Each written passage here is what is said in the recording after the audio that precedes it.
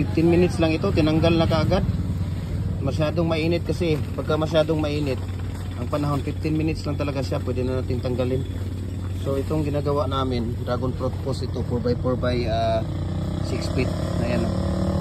So meron kaming 1 feet na bakal na dowel, no, na nakalitaw. Okay, para po pagsasakitan ng gulong yan. Grabe, magdadalawang isip ka pa sa mga molder na ganitong klaseng molder, napakabilis.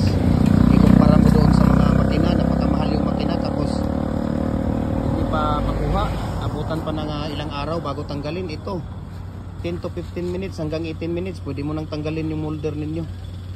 Napakabilis ang production dito, napakamura pa yung molder natin. We can ship nationwide, Luzon, Visayas, Mindanao. Yan, no?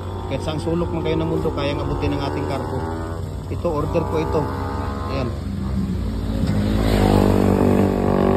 order yan, no? Pins concrete post, dragon fruit post natin. Ayan. So ngayon tatanggalin na nila yung tawag dito.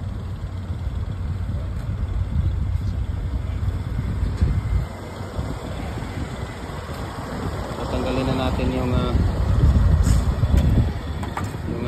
ano natin, yung bakal. Tapos anuhan mo ng kutsara yan, dong.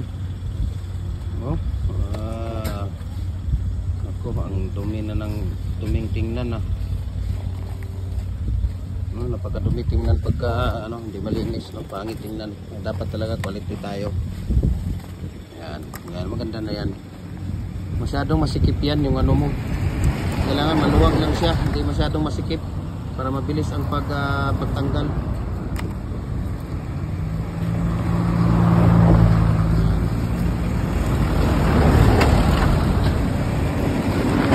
Lang ako, no, share ko sa inyo ang price list sa shipping details dito. Dual po yung molder natin, pwedeng pins concrete post, pwedeng dragon fruit post molder.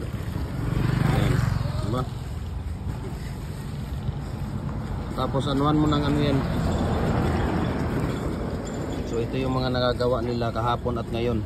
So ngayon pagkatapos nila dyan, linisan. Okay, so ngayon kasi tapos na at wala tayong space dito, tapos na sila sa magagawa. Ngayon ang gagawin dito, molder natin pagkatapos gamitin, lilinisan yan. Ayun, no?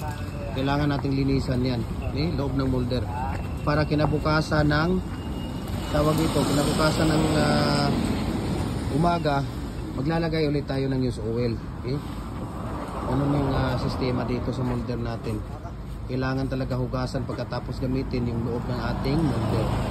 Okay, para bukas maglalagay na naman tayo ng used oil para po makinis at hindi didikit yung mga konkreto dito sa ating molder. Okay, yun po ang sikreto ng ating molder, mga idol. So marami kayong matututunan dito sa akin, kaya manood kayo, relax lang kayo, ako ang bahala sa inyo.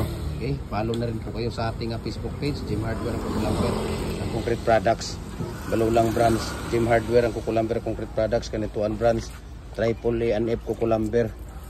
Ang ating personal Facebook account, Felix Tan Pagikan Jr.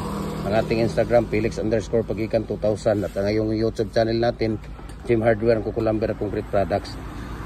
Importante makapag-follow kayo dyan dahil lahat ng ratio natin, no, sa ating YouTube channel ninyo makikita. Lahat ng ratio, tips sa paggawa ng lahat ng mga concrete products natin. Okay? Lahat ng mga concrete products natin ay makikita niyo doon. Kaya maraming salamat sa patuloy niyong pagsubaybay, pagsuporta, pag-share ng ating mga video. Mag-comment at mag-react kayo para po kayo magkaroon ng top 1 bad sa ating Facebook page, at kayo ay makakasama sa ating free raffle every Monday ng tanghali. Okay, mayroon tayong pamimigay ng molder every Monday ng tanghali. Okay, so congratulations nga pala sa nanalo kahapon, no? Pinadala na natin kaninang umaga. Ayan, mabuhay po tayong lahat and God bless po, no? Ayan.